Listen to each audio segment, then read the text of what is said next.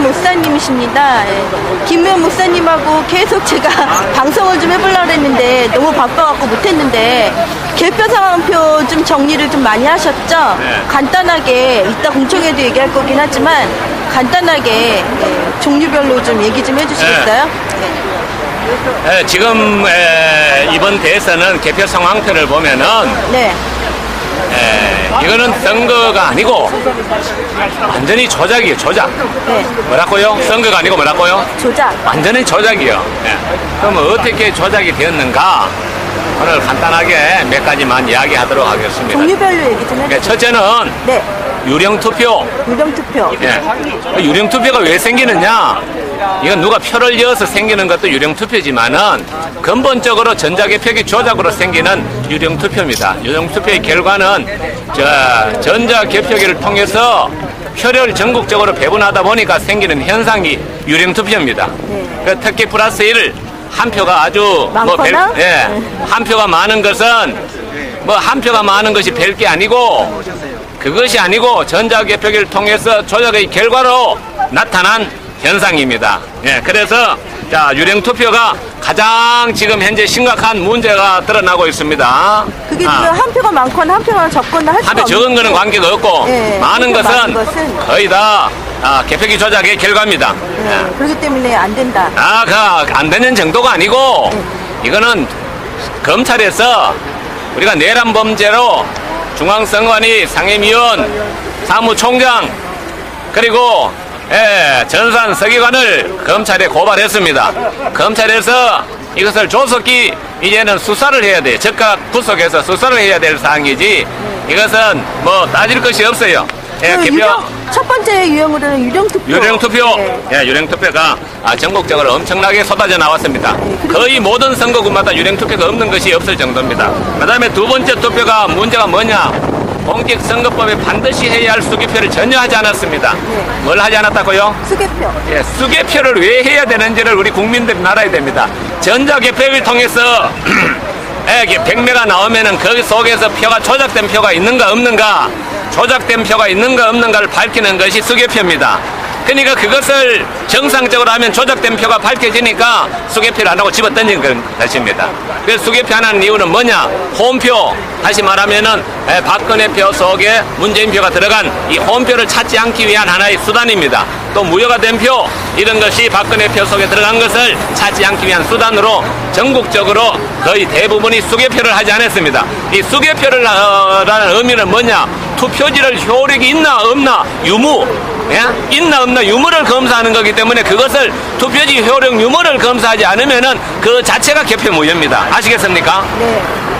첫 번째 유령투표, 두 번째 수개표 하지 않는 수개표를 하지 않는 것은 개표 무효요. 그러니까 수개표를 개표 상황표 보면 다 나와 있죠. 수개표를 하지 않는 것은 개표 조작의 사건을 찾지 않겠다는 하나의 꼼수에 불과한 것입니다.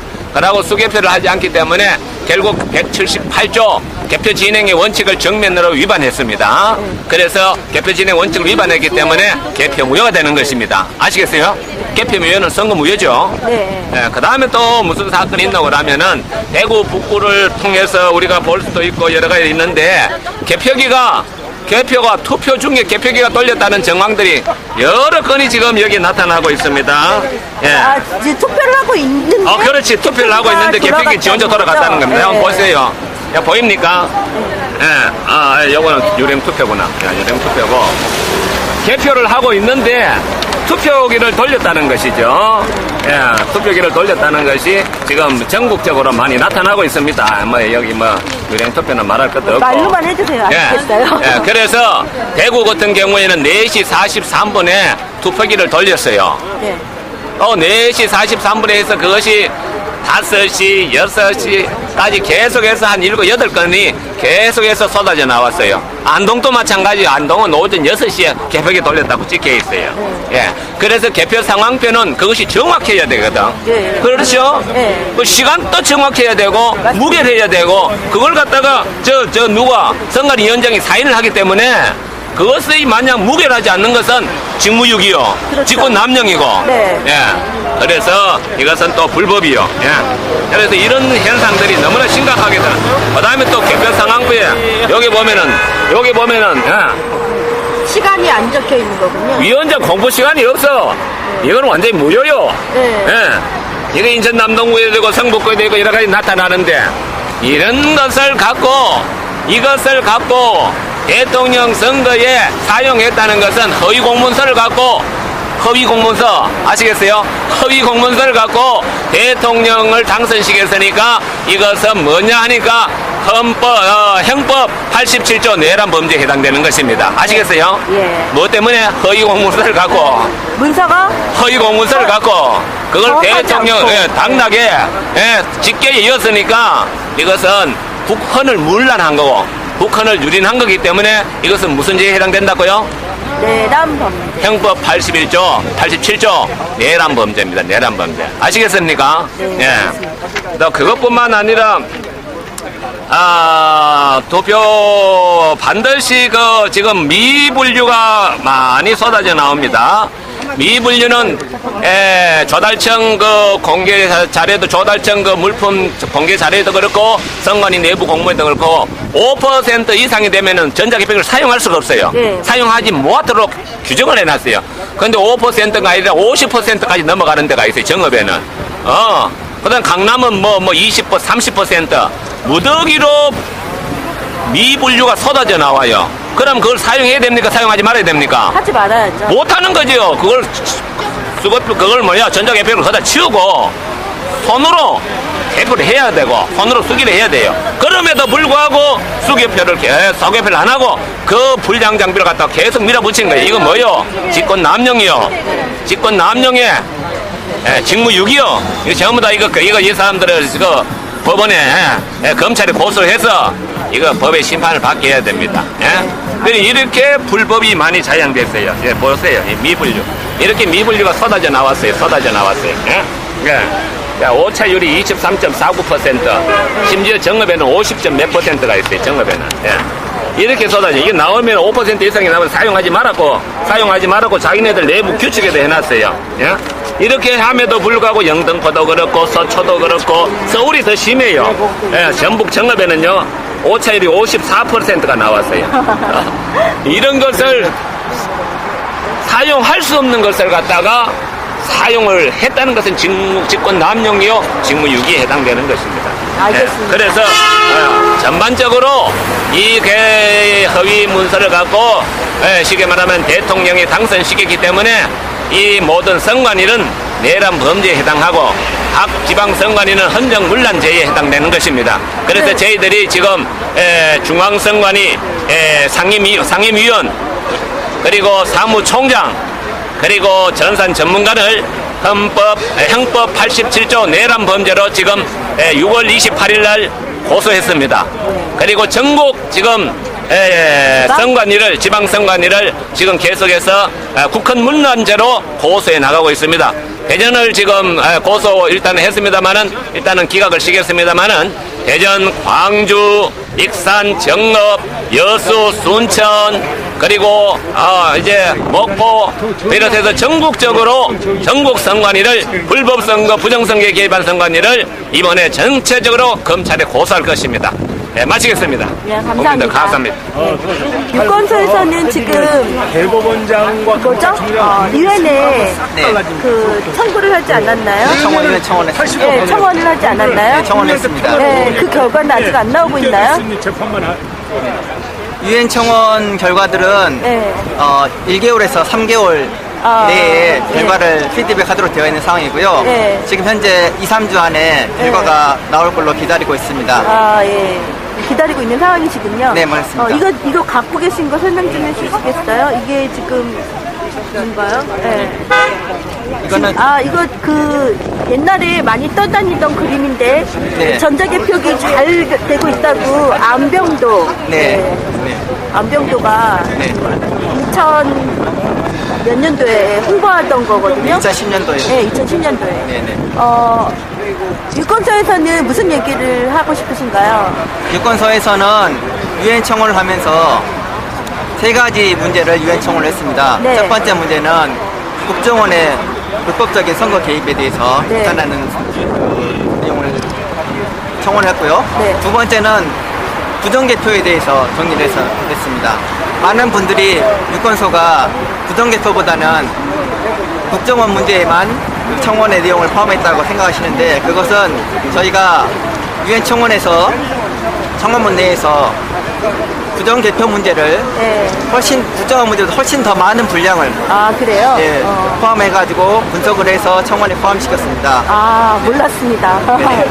그 부분들은 국정원 문제가 우선적으로 국가기관의 가장 중요한 정보기관으로서 중요한 부분이기 때문에 강조했던 부분이고요. 이제 중앙선관위 부분에서 개표 부정 문제가 증명됐기 때문에 유권소에서도 부정개표 문제를 본격적으로 전개를 하고 있습니다. 네. 그 세 번째는요? 세 번째는 가장 중요한 것입니다. 우리나라 유권자, 국민들의 표 권리, 바로 인권의 문제를 유엔 청원에 포함시켰습니다. 네. 모든 각 국가의 국민은 한 표의 가치로서 자신의 인권을 표현하고 보호받을 권리가 있습니다. 그런데 제18대 대선에서는 대한민국 국민의 권리인 한 표가 흔적도 없이 사라지고 왜곡되고 말살되어서 대통령의 당선에 전혀 반영되지 않았습니다. 그래서 대한민국 국민의 유권자들은 대한민국 국민의 인권인 표가 말살된 상황에 대해서 인권 보호의 차원에서 유엔에 청원을 한 것입니다. 네, 세 가지 중점해가지고 청원을 하셨고 1, 2주 내로 결과가 나오신다고 하셨고요. 네. 그리고 우리가 지금 아까 인권 문제 얘기하셨지만 주권의 문제에 있어서는 법에 치외법권적인 그런 게 있다고 저도 알고 있는데 주권의 문제만큼 우리가 정당하게 이야기를 할 수 있고, 그리고 지금 이게 거리에서 촛불을 들거나 이런 것처럼 정당하게 이야기를 할 수가 있는데 국민들이 참 그런 걸 모르는 것 같아요. 이건 어떻게 생각하세요? 네, 그렇습니다. 우리는 초등학교 때부터 학교에서 대한민국은 자유민주공화국이다, 모든 국가의 권력은 국민으로부터 나온다 라고 하는 헌법 제1조를 다 배웠습니다. 그러나 실생활에서는 국민의 주권들이 곳곳에서 말살되고 있으며 국민들의 기본권들이 그리고 재산권들이 말살되고 있는, 국가 권력에서 말살되고 있는 것에 대해서 수많은 저항을 하고 있음에도 불구하고 그것들을 검찰과 경찰들에서 보호를 하지 않고 있는 상황입니다. 심지어는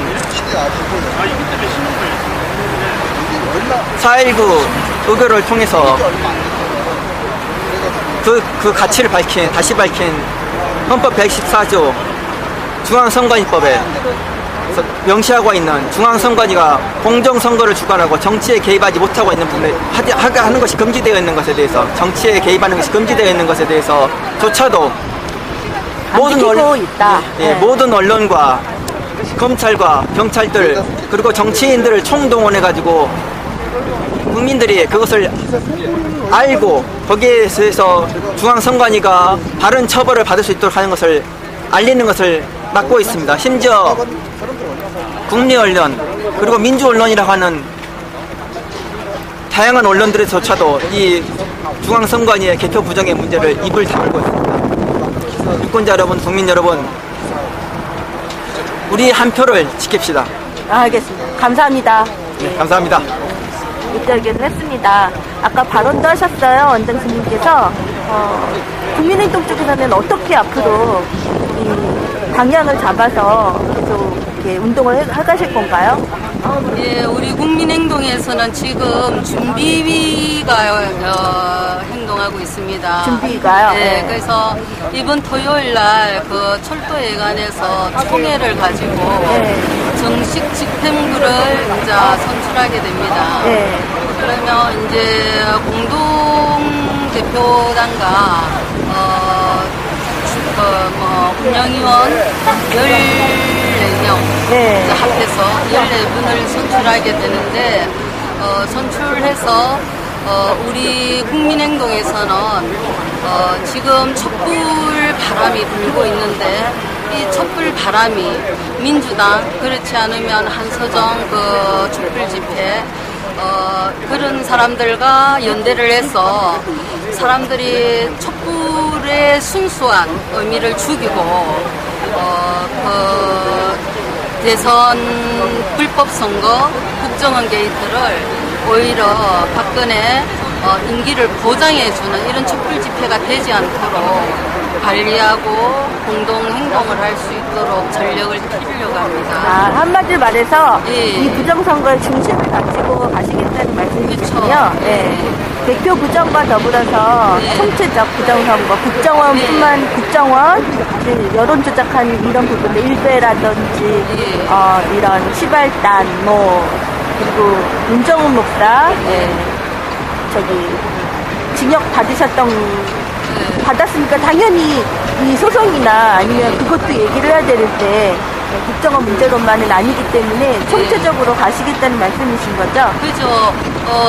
국정원 지금 사건으로 대학생들이 시국선언을 하고 시민단체가 시국선언을 하고 촛불을 들고 하고 있지만 이 촛불이 굉장히 위험한 것이 뭐냐면 민주당과 시민단체들이 박근혜를 구속이라는 말이나 하지 않아요. 왜냐하면 이것은 내란 범죄이기 때문에 구속입니다. 그리고 원천무효이기 때문에 내란 범죄 정부는 해체되어야 됩니다. 그와 마찬가지로 또 총체적 부정선거를 잡지 않으면 우리는 계속 부정선거에 의해서 뽑혀지는 국회의원과 그리고 대통령 그 외에 내각들 여러 가지들을 투표로 하는 것은 다 부정선거에 의해서 선출되는 사람들로 인해서 계속 시국은 혼란스러워질 수밖에 없습니다.